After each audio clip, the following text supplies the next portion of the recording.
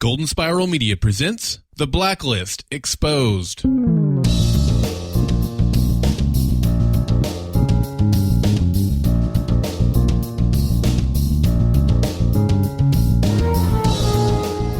Hello, Special Agents. You have come to the right place. Welcome to The Blacklist Exposed. I am Agent Troy Heinrichs.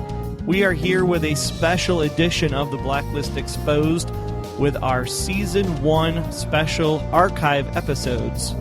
The following episode appeared on the TV Talk Network for Season 1 of The Blacklist, and we're bringing it to you here on The Blacklist Exposed, remastered and used with permission from TV Talk. We hope you sit back, relax, and enjoy this special episode from Season 1.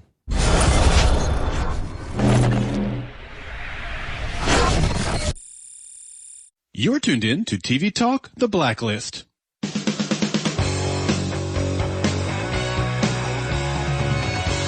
Welcome to TV Talk, America's #1 TV talk show network. And now it's time for TV Talk, The Blacklist.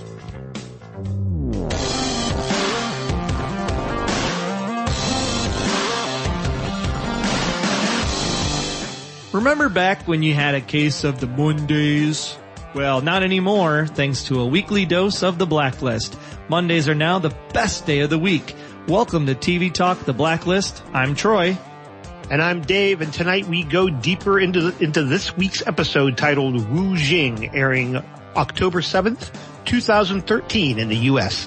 Yeah, we'll be taking a lot more in this season too, Dave, as The Blacklist was recently picked up to play the back nine next spring, as the first two episodes of The Blacklist have averaged a 3.6 rating, a 10 share in adults 18 to 49, and over 12 million viewers. Yeah, and those numbers make it the #1 new drama of the fall for the Big Four networks. And as a bonus, Troy, the September 23rd premiere added 4.4 million time-shifting viewers. Live plus 3-day results, according to Nielsen. That sounds like a great challenge, Dave, because if there are 12 million watching The Blacklist, then we should absolutely have 12 million listening to us. At least. So here is the mission for all of the agents out there. We want you to download the TV Talk app at tvtalkapp.com. That's tvtalkapp.com from your iOS or Android device. And then from the show's main page, share with your friends on Facebook and Twitter that you've listened to TV Talk, The Blacklist. And your efforts will not go unrewarded, because every time you share using the TV Talk app, you get an entry into the weekly prize drawing, which you absolutely want to win this week, because it is a Lodge iTech soundbar, which will make listening to The Blacklist even more awesome. So you got that. With every share is a new entry. So you're going to want to share that as much as you can. And all of those entries will then be put into the grand prize drawing in December for a Sony 4K 50-inch television. I can't think of a better way to watch all of the great new shows that'll be airing in January, as well as the back nine of The Blacklist machine like that. 4K television with The Blacklist, that's just awesome. So you can get all the details about the sweepstakes, of course, at tvtalk.com/sweepstakes. So without further ado, let's talk about China. This week we open in China. We are a part of a rather violent opening, wouldn't you say? Yeah, I mean, I didn't know how many body parts were going to be taken there, but I know that somebody needed to give the writers a hand for making that opening sequence just totally awesome this week. It really was. It was quite gruesome, actually. Again, for network TV, I'm always kind of surprised how far they're willing to push that envelope. So we witness a gentleman come out of a building, get in a car. There is a diversion. Somebody wheels a cart out. Mayhem ensues. There is gunfire, and a hand is cut off. Why is it always the local farmer or the ice cream guy that's causing the diversion? That's what I want to know. Yeah, it's always one of those things. But the job gets done here, and the hand is whisked away. Now, did you notice that when they changed the focus on the shot, that the hand actually had a wedding ring on it? Yeah, that was an interesting little sidebar there. Now, we figure out later on in the episode that this guy was obviously a member of the CIA. So I almost think about this wedding ring and is a kind of a foreshadowing of Tom's character, right? Like, you have the fact that a CIA agent could in fact be married, but at the same time comes with great risk. Absolutely. Absolutely. So the gentleman that they take, it's like they take a briefcase and the hand, and I don't know if they're doing that because they have to decode or break into a vault of some kind. Are they trying to steal money? I'm not sure what they were trying to actually take here from this guy. Right, and it becomes evident very quickly because the next scene we see is the laptop and the hand being delivered to a gentleman who rips everything open, takes the hand out of the bag, and uses it to open the laptop. Now, of course, I got my iPhone 5S in the mail today, so I know there's a lot of people out there that are already going, see, look, they can use a dead hand to use that Touch ID fingerprint sensor and overwrite it.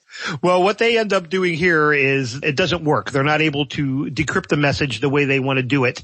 So the call is made to Red Reddington to help decrypt the message. Now, it was interesting because I thought that they were in the same room together. I didn't really put two and two together that the guy in China was actually calling Wujing, though we found out his name later, that he was calling Wujing actually in the States, because I thought it was the same guy that was at the table. So I had to watch that scene kind of twice to see if there was actually a change in scenery or change in locale. Yeah, and I don't know if they did that on purpose just to kind of throw us off. Again, I was the same way. I had to kind of go back and rewatch it. They kind of lost me a little bit there. So we do find out that our big bad for the week is number 84.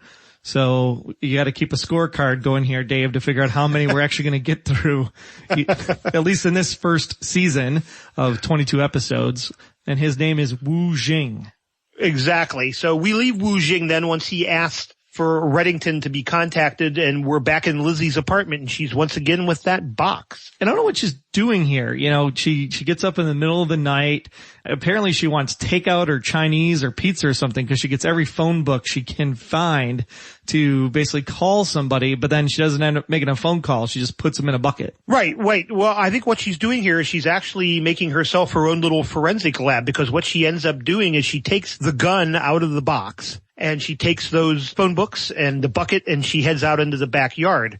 She fills the bucket up with water and she fires the gun into the phone books. And she gets the casing and she digs through the phone book and gets the slug of the shell, puts them both in a sandwich bag, and then puts everything back.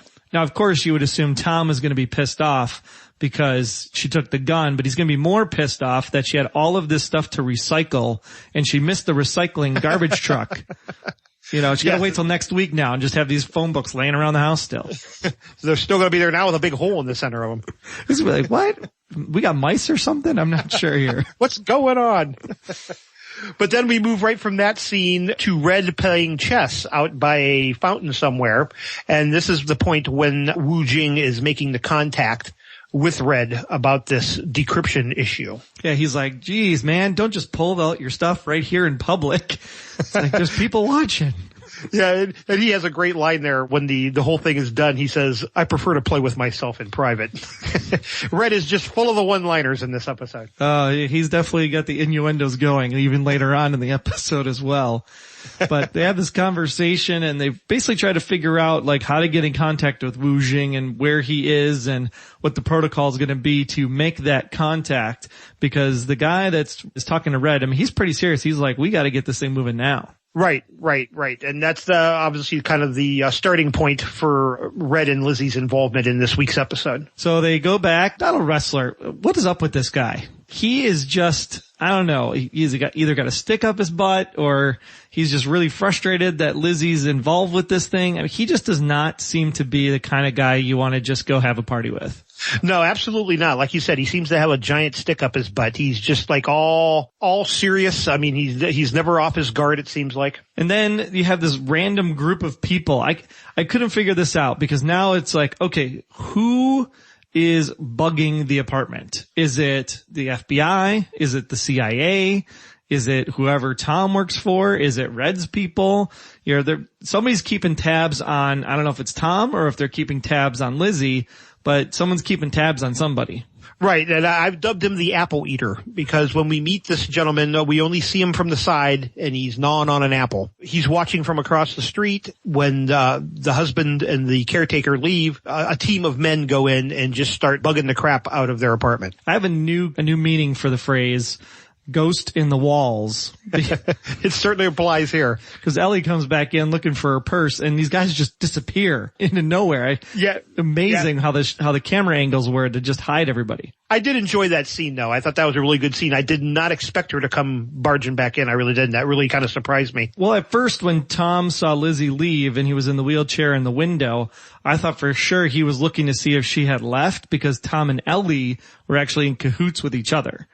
Right. So we got to come up with a name then for the apple eater. I mean, you have Peter Pumpkin Eater. So is this Andrew Apple Eater? Well, I'm not sure. We'll talk about them here again a little bit later in the episode, but they certainly get the house all bugged up. But I think the biggest thing that came out of that whole scene for me is just that whole mistrust between Liz and her husband. It's really getting to a point of uncomfortableness now. Yeah. I mean, they had a very, robust morning in the first episode. They're kind of finishing each other's sentences. They're commenting each other on who looks better dressed, and now they're just sitting at the table going, I just gotta go to work. Yeah, I mean, it's definitely getting that, she knows, he knows she knows, but neither of them can tell each other that they know what's going on. So it's really getting to be an uncomfortable situation. So they have to go and obviously find Wujing, and he's apparently a TV talk show host or a radio DJ like us, because he's over at WDCJ radio station. Right. And it turns out that he has like his secret evil lair in the basement or beneath this building somewhere. They never really say how far down they are, but they're in that elevator for a good long time. The one thing that really bothered me about this episode is that he has this evil lair, but he doesn't have an evil laugh. It's true. I kept waiting for him to go $1 million. Exactly. But there was some kind of cool James Bondish things going on here. They had a high-tech nicotine patch that they put on Liz to allow them to track her. Right, but that doesn't actually pay off at all because they're so far down underground. Both hers and Red's tracker kind of go off the radar, which of course makes Donald Ressler go, well, let's just bring in the cavalry. Let's blow up the whole op right now. Right, exactly. Yeah, they're kind of holed up in a bakery kind of across the street a little bit.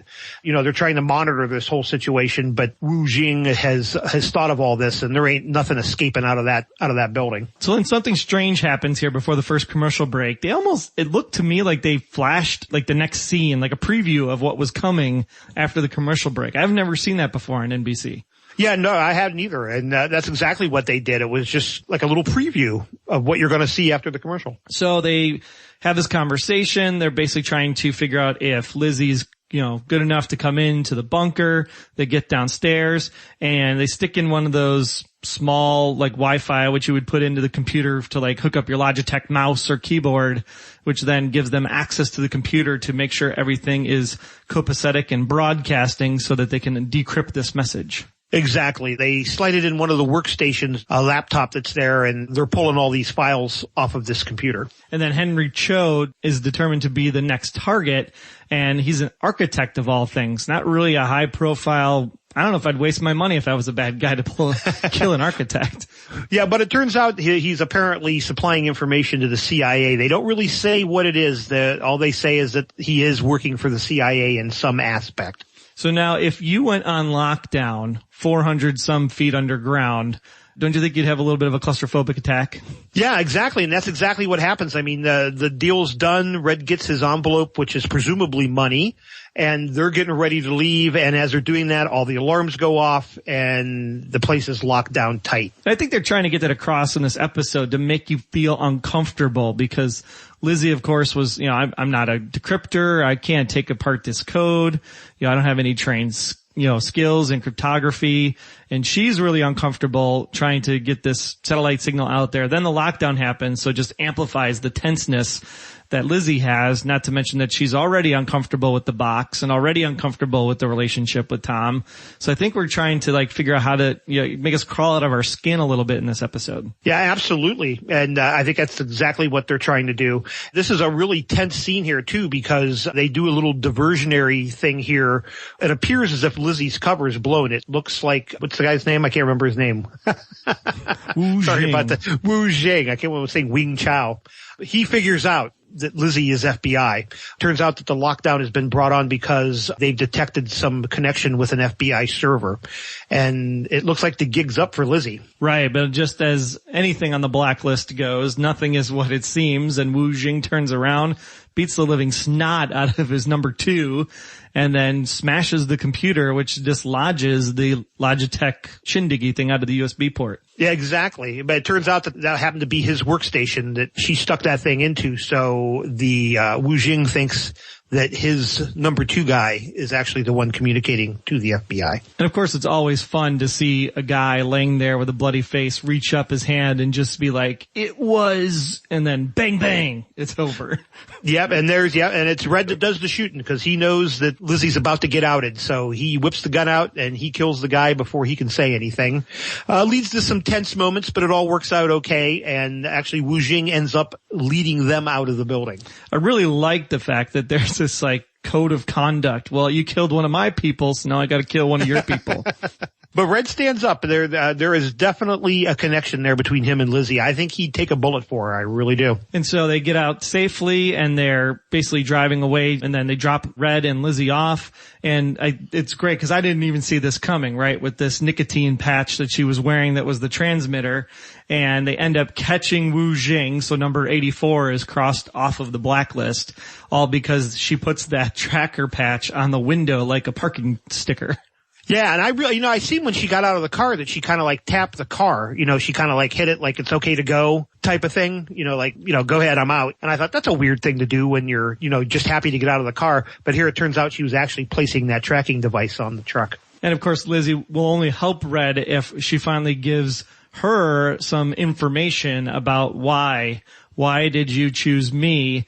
And Red said to Lizzie, "I chose you because of your father." So does that mean Red's not the father? Yeah, but I don't know. Yeah, I'd say it's just up there. They're really not giving us anything to work with here. Yeah, because she turns around and says, "Well, did you know him?"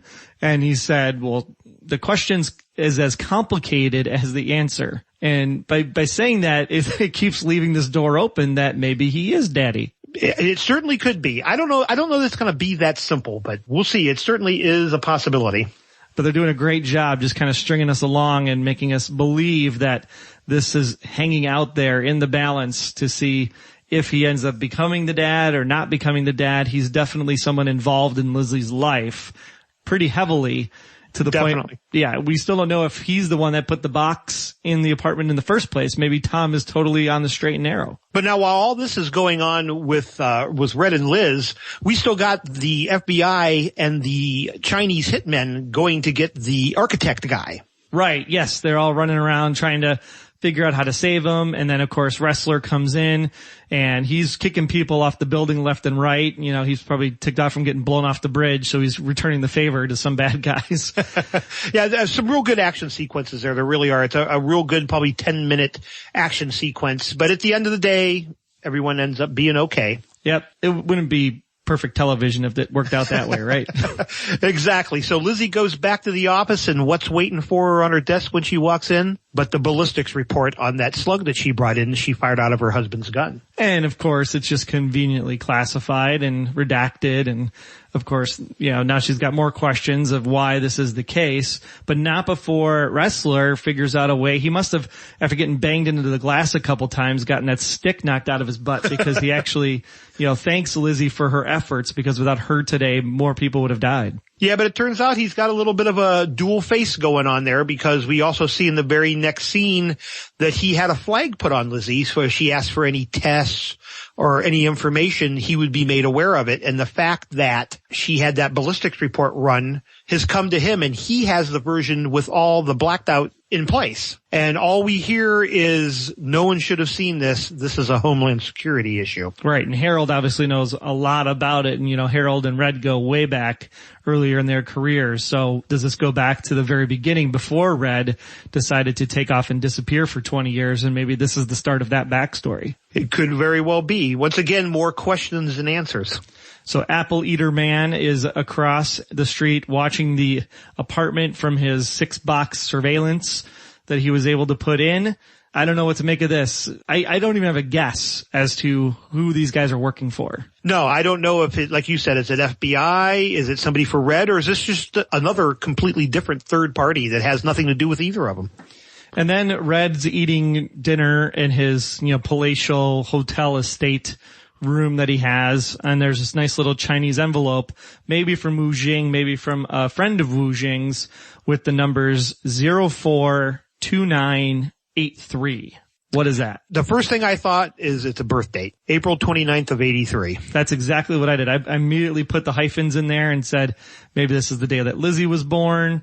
Maybe this is the day somebody else was born. But it seemed like a birth date to me. I was like, zip code? No, zip code's 5. Social security number? No, that's a little bit more. Yeah, right. So birth date or some kind of date of significance seemed to be exactly what this was. Yeah, but again, we get no explanation. He just kind of opens it up and kind of looks at it and goes back to eating his dinner. So I think that takes us to our talk back question for this week. And of course, I guess we're going to go with Mr. Apple Eater because that's the only thing we have for him. So our talk back question is, who is Mr. Apple Eater working for? And to answer that question, press the talk back area in the center of the app. And if you don't yet have the app, download it today at tvtalkapp.com. That's tvtalkapp.com from your iOS or Android device. More importantly, be sure to share that you left a talk back with all of your friends on Facebook and Twitter to be entered into our weekly prize drawing. Even if you don't want to share your talk back thoughts, you can share that you listened to the episode of the Blacklist via the app, because every time you share using the TV Talk app, you get entered into that weekly prize drawing. And you absolutely want to win this week, as it's a Lodge iTech soundbar, which will make the Blacklist even more awesome. You got that every time you share, you get an entry. And all those entries will then be put into the grand prize drawing in December. Yep, just in time for the holidays or the winter-spring TV season. You could win that 50-inch Sony 4K television. Basically, to go along with that Logitech soundbar, it would be just an awesome experience for the back 9 episodes as we finish out season 1 next year. So just go to tvtalk.com/sweepstakes for all the details. And always remember, sharing is caring. And while you are sharing this week's episode, we'll be busy helping Red and Lizzie track down our next big bad criminal. So until then, I'm Troy. And I'm Dave, and we'll talk to you next time on The Blacklist. Thanks for tuning in to this episode of TV Talk The Blacklist.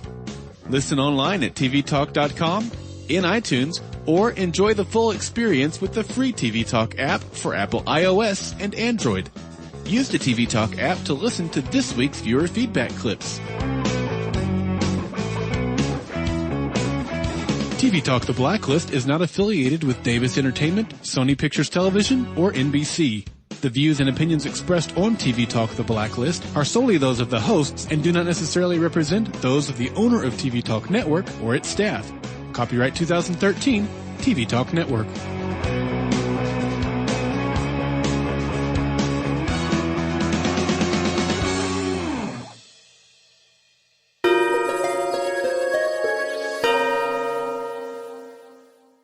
We hope you enjoyed this special version of The Blacklist Exposed, previously aired on the TV Talk Network and used with permission. Until next time, I'm Agent Troy Heinritz. That's at Troy Heinritz on Twitter. And if you want to learn more about me, just visit, about.me/Troy Heinritz. And I'm Agent Aaron Peterson. You can hear me talking about movies and TV on the Hollywood Outsider podcast, as well as Remake This Movie Right. We are available at thehollywoodoutsiders.com or on Twitter at H_outsider. Be sure to subscribe, download the app, submit your feedback, but most importantly, keep yourself off of The Blacklist.